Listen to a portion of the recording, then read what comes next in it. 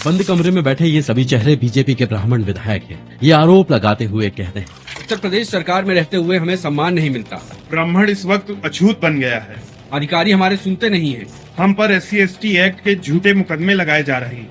इतना ही नहीं, हमें सिर्फ सरनेम के आधार पे ही दोषी मान लिया जाता है। ये बैठक कुशीनगर से बीजेपी विधायक TN पाठक के घर हुई। मीटिंग में करीब 50 से ज्यादा MLA शामिल हुए। बिना कैमरे पर आए वो बातचीत करने के लिए तैयार हुए, जिनकी नाराजगी शब्दों में साफ झलक रही थी।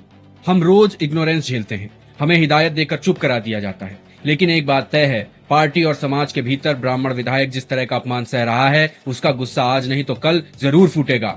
हम न बुद्धि बल में कम है, न संख्या बल में। इसके बाद दिल्ली तक हलचल तेज हो गई। अब तक 6 से ज्यादा विधायक राजधानी दिल्ली में हाजिरी लगा चुके। एक विधायक ने सरकार की नाराजगी पर खुलकर सवाल किया। उनका कहना है, अगर प्रशासन इस बैठक से डरा है तो डरना भी चाहिए। राज्य में हम करीब 12% हैं। फिर भी अगर ब्राह्मण जनप्रतिनिधि खुद को इग्नोर महसूस करेगा तो उसका नुकसान होगा।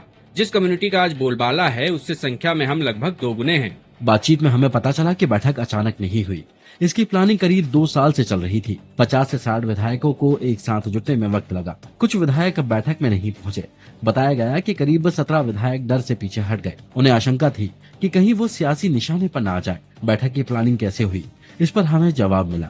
बैठक का आइडिया ब्राह्मण समाज और उसके जनप्रतिनिधियों के खिलाफ बनते माहौल से उपजा।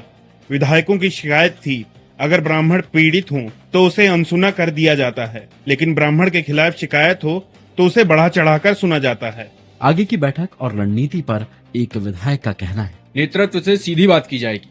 ब्राह्मण एकजुटता को बेवफाई करार दिए जाने का विरोध किया जाएगा। जब लगेगा कि बैठना चाहिए तब बैठेंगे। क्या ब्राह्मण जुटान पर कोई कर्फ्यू लगा है? हालांकि सवाल यह है कि क्या ये एकजुटता टिकेगी। हमें डराया जाता है कि समाज की बात करोगे तो अनैतिक कहलाओगे, लेकिन अब मैं अपने समाज के लिए बोलूंगा, चाहे कोई साथ दे या ना दे। इसके अलावा बैठक में 4 बड़े मुद्दों पर सहमति भी बनी। पहला, ब्राह्मण समाज के लिए फंड की व्यवस्था। दूसरा, हर महीने बैठक करने का सुझाव। तीसरा, एक कॉमन प्लेटफॉर्म तैयार करना। चौथा, अधिकारियों के व्यवहार को लेकर सामूहिक चिंतन।